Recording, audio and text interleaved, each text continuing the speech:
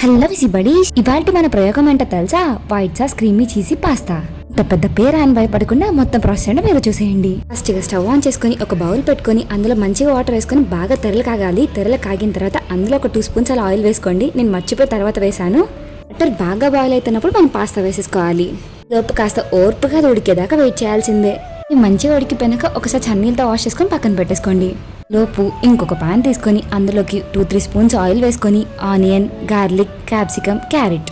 Garlic మాత్రం అస్సలు skip చేయకండి, దీనివల్ల మంచి టేస్ట్ వస్తుంది. వీటన్నిటిని లైట్ గా ఫ్రై చేసుకోండి, మరీ ఎక్కువ కుక్ అయినా బాగోదు. ఇందులోకి మనం బాయిల్ చేసి పక్కన పెట్టుకున్న మ్యాక్రోని మొత్తాన్ని ఇందులో వేసేసుకోవాలి. మన వెజీస్ మ్యాక్రోని అన్ని మంచిగా మిక్స్ అయ్యేలా కలుపుకోవాలి. నెక్స్ట్ ఇందులోకి salt, pepper powder, oregano, chilli flakes అన్ని వేసుకొని అన్ని కలిసేలా ఒకసారి మంచిగా మిక్స్ చేసుకుని పక్కన పెట్టేసుకోండి. ఇప్పుడు క్రీమ్ ప్రిపేర్ చేసుకుందాం. అదే పాన్ లో 1 or 2 స్పూన్స్ ఆయిల్ తీసుకొని అందులోకి మైదా పిండి వేసుకొని అది లైట్ గా రోస్ట్ అయిన తర్వాత మిల్క్ తీసుకోండి. లైట్గా కలుపుకొని థిక్ కన్సిస్టెన్సీ ఫామ్ అవుతుంది. అప్పుడు salt, chilli flakes, pepper, oregano, macaroni అన్ని వేసుకొని మంచిగా మిక్స్ చేసి అయిపోయింది. ఒక మెయిన్ ఇంగ్రీడియంట్ నేను వేసాను కానీ మీకు చూపించలేదు. ఇది దాని పేర్లోనే ఉంది. అదేంటంటారు? నేను మీకు చూపించింది ఏంటో గెస్ట్ చేసి ఖచ్చితంగా కమెంట్ చేయండి.